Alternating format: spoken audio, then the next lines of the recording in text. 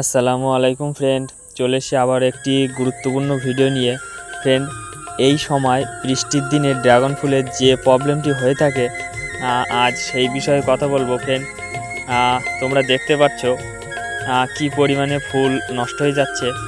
এটি শুধু আমার না, তোমরা অনেকেই কমেন্ট করছো যে এমন ফুল জালি নষ্ট হয়ে যাচ্ছে, কি করতে হবে। তো ফ্রেন্ড দেখুন, এটা ওয়েদারের কারণেই হচ্ছে, অধিক বর্ষার কারণেই হচ্ছে। এটি শুধু আপনাদের হচ্ছে না, এটি আমারও হচ্ছে। দেখুন, প্রায় ডালে জালি নষ্ট হয়ে যাচ্ছে।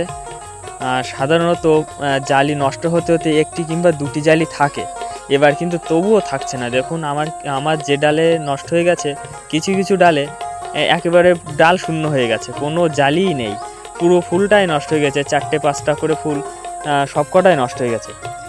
তো আমার যতদূর মনে হয় এই সময় ক্যারেটে যাদের বা টবে ড্রাগন গাছ আছে, বিশেষ করে তাদেরকে বলবো এই সময় যাতে জল জমতে না পারে, বৃষ্টি হলে যেন জল বেরিয়ে যায়, সেদিকে খেয়াল রাখবে।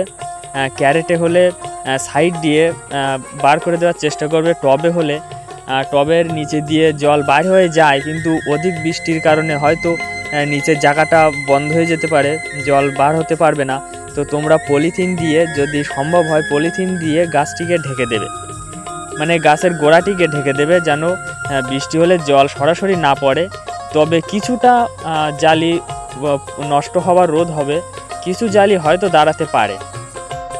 ছোট থেকে পরিচর্যা করে গাছটিতে যখন ফুল আসে খুবই আনন্দ হয়, আর যখন ফুলটি নষ্ট হয়ে যায় খুবই খারাপ লাগে। ফ্রেন্ড, আমার তো খুবই খারাপ লাগছে, আর আপনাদেরও যাতে এমনটি না হয় আমি সেই জন্যই এই ভিডিওটি আপনাদেরকে বিশেষ করে দেখতে বলবো। ফ্রেন্ড, এই সময় চাষিরা সাধারণত যে কাজগুলো করে, তাদের গাছের ফল মোটা হয়ে গেলেই রং কালার হওয়ার আগেই ফলগুলো কেটে ফেলে, যার কারণে গাছের উপরে চাপ পড়ে না, গাছের উপরে খাদ্যের অভাব দেখা যায় না। ফ্রেন্ড, তোমরা চাষিদেরকে দেখে ফলো করবে, তোমরা গাছে ফল বেশি পাকার আগেই ফলটি কেটে ফেলবে, তাহলে খাবার বাকি যে খাবারটি থাকবে সেটি ফুলে পৌঁছাবে, ফুল জালি নষ্ট হবে না। চাষিরা কিন্তু এই সময় গাছে কোনো খাবার দেয় না, কারণ এই সময় গাছের শিকড় নষ্ট হয়ে যায়, খাবার দিলেও গাছে খাবে না। তো আমি তোমাদেরকেও বলবো, গাছে কোনো রকম খাবার দেওয়ার দরকার নেই, যেভাবে আছে ওভাবেই থাক। একটু খেয়াল রাখবে গাছের গোড়াতে যেন জল না জমে, জল না জমলে গাছগুলো আবার নতুন শিকড় ছাড়বে, আবার ফুল আসবে, তখন ফুলগুলো আর নষ্ট হবে না, ফুলগুলো সব ফলে সেট হয়ে যাবে।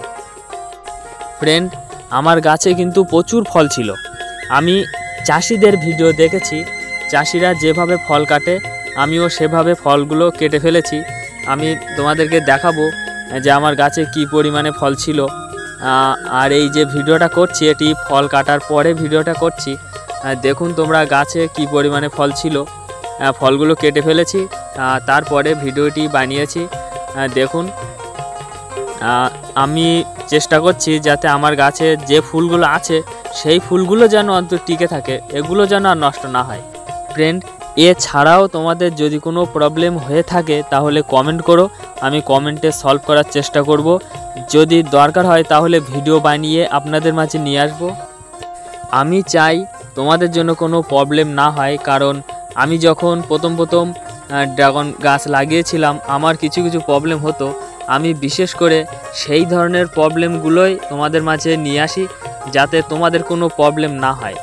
ফ্রেন্ড, আপনাদের কাছে একটি রিকোয়েস্ট, তোমরা চ্যানেলটিকে সাবস্ক্রাইব করে রাখুন আর একটি লাইক করুন, আর কোনো প্রবলেম হলে অবশ্যই কমেন্ট করবেন।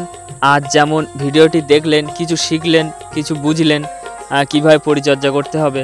ফ্রেন্ড, আগামীতেও কোনো প্রবলেম হতে পারে, তোমরা সাবস্ক্রাইব করে রাখো, যাতে তোমাদের কোনো প্রবলেম হলে আমার ভিডিও তোমাদের কাছে পৌঁছাবে, তোমরা সেটি দেখে প্রবলেমটি সলভ করতে পারো।